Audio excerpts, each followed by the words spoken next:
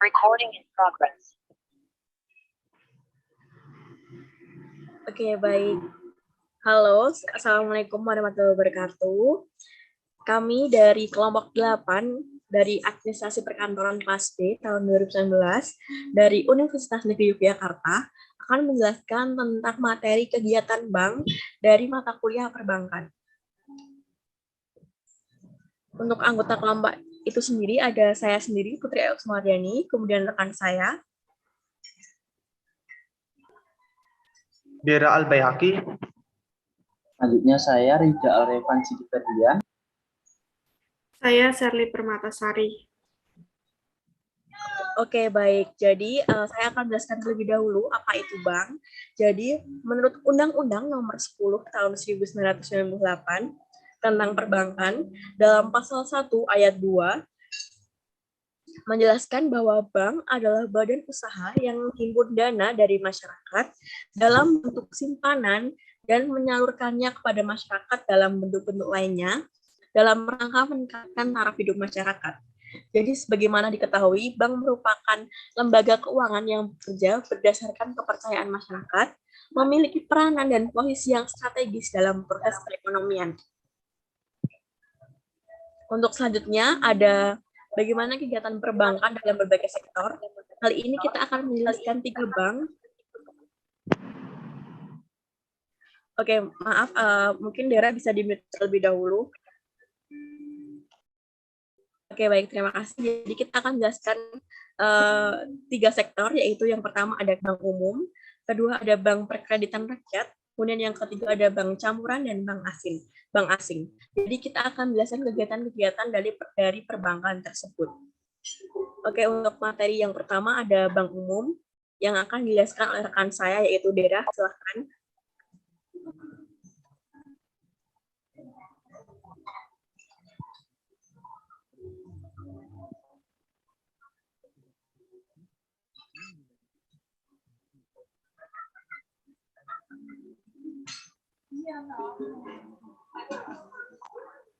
Dera.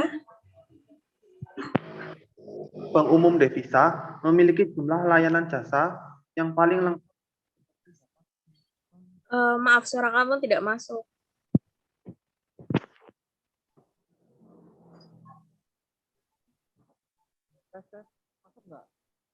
Ya, masuk. Aku ulangi ya, Bud. Oke, boleh, silakan. Kegiatan bank umum. Dalam praktiknya, produk yang ditawarkan oleh bank umum bergantung dengan status dari bank yang bersangkutan. Berdasarkan status, bank umum dibedakan menjadi 2 jenis, yakni bank umum devisa dan bank umum non-devisa. Setiap status memberikan pelayanan yang berbeda kepada setiap nasabahnya. Bank umum devisa memiliki jumlah layanan jasa yang paling lengkap seperti dapat melakukan kegiatan yang berhubungan dengan jasa luar negeri. Namun sebaliknya, bank non-devisa tidak dapat melayani jasa yang berhubungan dengan luar negeri.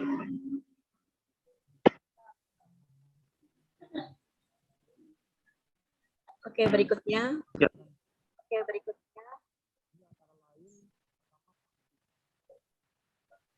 Atau kegiatan suatu kegiatan pembelian dana dari masyarakat yang dilakukan oleh bank. Kegiatan ini dilakukan. Suara kamu tidak masuk. Jenis-jenis simpanan tersebut antara lain sebagai berikut. Oke, Dira, mungkin bisa saya jelaskan saja ya. Karena mungkin kendala sinyal. Jadi jenis-jenis simpanan dari kegiatan bank umum ini ada, yang pertama ada simpanan giro. Simpanan giro atau yang sering disebut dengan demand deposit adalah salah satu jenis simpanan yang ada pada bank yang penarikannya dapat dilakukan dengan menggunakan cek atau biliet giro. Setiap pemegang rekening giro akan diberikan bunga yang disebut dengan jasa giro. Besarnya nilai jasa giro bergantung pada bank yang bersangkutan. Dera bisa di-mute terlebih dahulu. Oke, baik. Terima kasih. Rekening ini biasanya digunakan oleh para usahawan, baik untuk perorangan maupun untuk perusahaannya. Untuk bank sendiri, jasa giro merupakan dana murah sebab bunga yang diberikan kepada nasabah relatif lebih rendah daripada bunga simpanan lainnya. Oke, yang kedua ada simpanan tabungan. Simpanan tabungan atau yang sering disebut dengan saving deposit adalah jenis simpanan bank yang penarikannya sesuai dengan persyaratan yang telah ditetapkan oleh bank. Penarikan dana yang dilakukan biasanya menggunakan buku tabungan, slip penarikan, kwitansi atau kartu anjungan, tunai mandiri atau ATM. Para pemegang rekening tabungan akan diberikan bunga tabungan yang merupakan jasa atau tabungannya. Hal ini sama dengan rekening giro. Besarnya nilai bunga tabungan bergantung pada bank yang bersangkutan. Dalam praktiknya, bunga yang diberikan oleh tabungan lebih besar jika dibandingkan dengan bunga dari jasa giro. Kemudian yang ketiga ada simpanan deposito. Simpanan deposito atau sering disebut dengan time deposit adalah jenis simpanan yang mempunyai jangka waktu tertentu atau disebut juga jatuh tempo. Penarikan dana ini dilakukan sesuai dengan jangka waktu yang telah ditentukan. Akan tetapi, untuk saat ini sudah ada bank yang memberikan fasilitas deposito yang penarikannya dapat dilakukan setiap saat. Jenis dari deposito sendiri beragam sesuai dengan keinginan dari nasabah. Dalam praktiknya, deposito terdiri dari deposito berjangka, sertifikat deposito, dan deposito on call. Oke, yang berikutnya akan dijelaskan oleh rekan saya, Reda. Terima kasih, saya Reda Alrevan akan menjelaskan tentang kegiatan bank umum yang nomor 2 yaitu lending atau menyalurkan dana. Lending atau kegiatan penyaluran dana merupakan suatu kegiatan menjual dana yang telah berhasil dihimpun dari masyarakat. Kegiatan ini dilakukan dengan cara memberikan peminjaman atau sering disebut kredit. Kredit yang diberikan memiliki beberapa jenis bergantung pada kemampuan bank yang menyalurkannya. Sebelum kredit diberikan, pihak bank terlebih dahulu melakukan penilaian mengenai kelayakan kredit yang diajukan oleh nasabah. Kelayakan tersebut meliputi berbagai aspek penilaian. Yang pertama, nasabah menerima kredit akan dikenakan bunga kredit yang besarnya bergantung pada bank yang menyalurkan. Besar kecilnya nilai bunga yang diberikan sangat berpengaruh pada keuntungan bank. Sebab keuntungan yang berasal dari selisih bunga kredit dengan bunga simpanan. Jenis-jenis kredit yang ditawarkan antara lain, yang pertama kredit investasi. Adalah jenis kredit yang diberikan kepada pengusaha yang melakukan investasi atau penanaman modal. Kredit ini biasanya mempunyai jangka waktu yang relatif panjang, yakni di atas 1 tahun. Contohnya kredit untuk pembangunan pabrik atau membeli peralatan pabrik seperti mesin-mesin. Yang kedua ada kredit modal kerja. Adalah kredit yang digunakan sebagai modal usaha. Yang jangka waktu yang pendek, yakni tidak lebih dari 1 tahun. Contohnya kredit untuk membeli bahan baku, membayar gaji, karyawan, dan modal kerja lainnya. Yang ketiga ada kredit perdagangan. Diberikan kepada pedagang dengan tujuan memperlancar atau memperluas kegiatan perdagangannya. Contohnya kredit untuk membeli barang dagangan yang diberikan kepada supplier atau agen. Yang adalah kredit yang diberikan berupa investasi, modal kerja, atau perdagangan.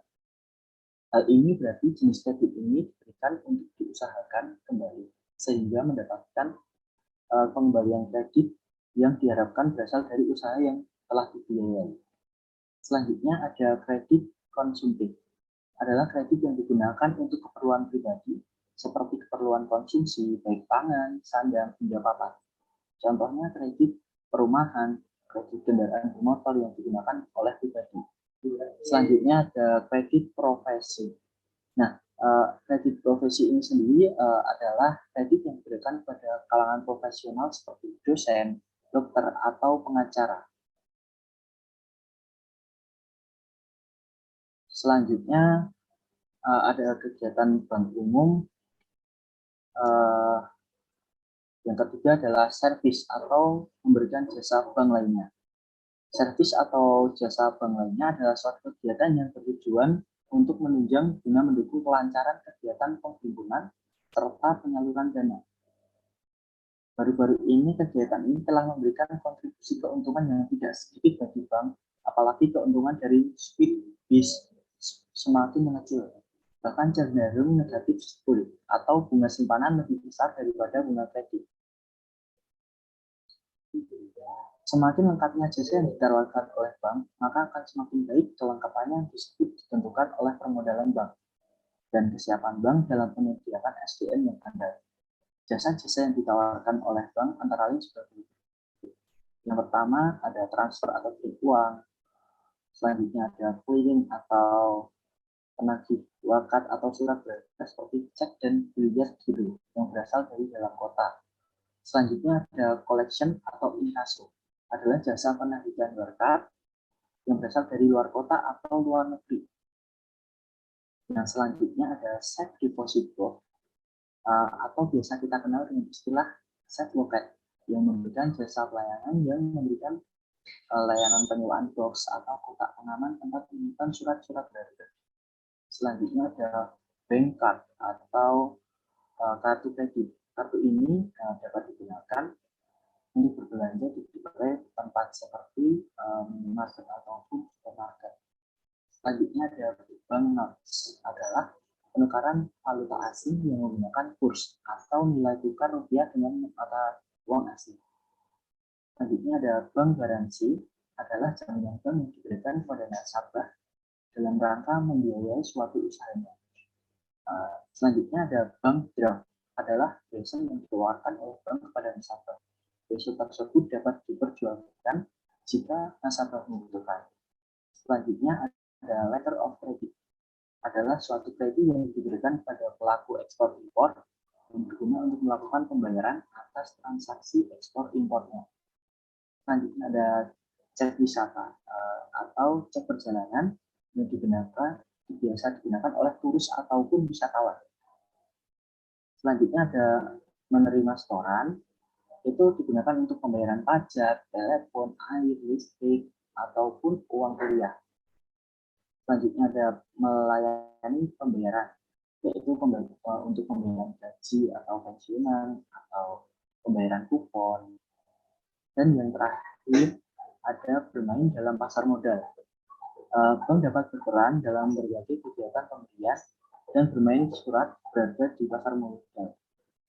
Contohnya adalah penjamin atau guarantor atau wali amanat atau trust. Selanjutnya ada perantara atau perdagangan efek dan perdagangan perusahaan pengelolaan dana atau invest company.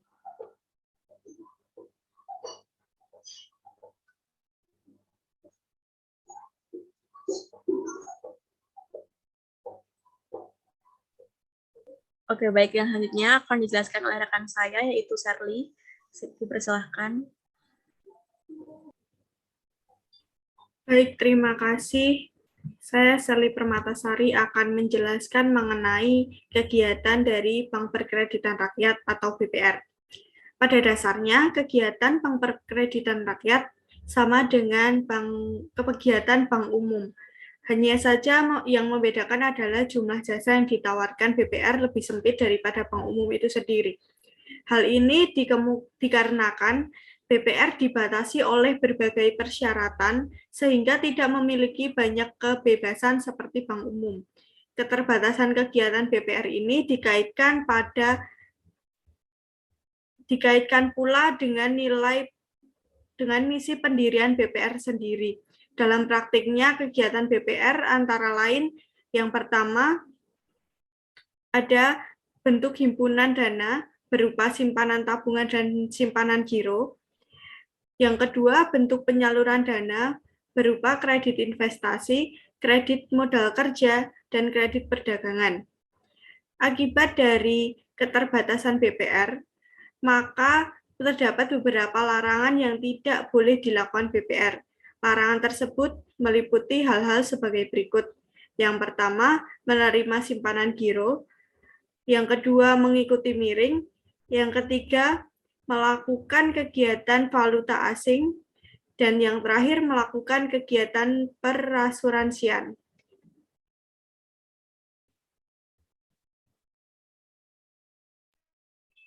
Oke, baik. Yang selanjutnya yaitu kegiatan bank campuran dan bank asing. Bank asing dan bank campuran yang bergerak di Indonesia merupakan bagian dari bank umum. Kegiatan bank asing dan bank campuran pun sama dengan bank umum lainnya.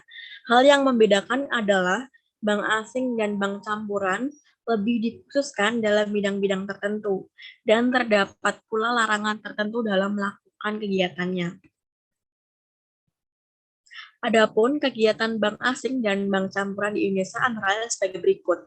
Yang pertama, dalam mencari dana, bank asing dan bank campuran juga membuka simpanan giro dan simpanan deposito, akan tetapi mereka dilarang menerima simpanan dalam bentuk tabungan. Yang kedua, dalam hal pemberian kredit, yang diberikan lebih diarahkan pada bidang-bidang tertentu, seperti dalam bidang perdagangan internasional, bidang industri dan produksi, bidang penanaman modal asing atau campuran, dan juga bidang kredit yang tidak dapat dipenuhi oleh bank swasta nasional.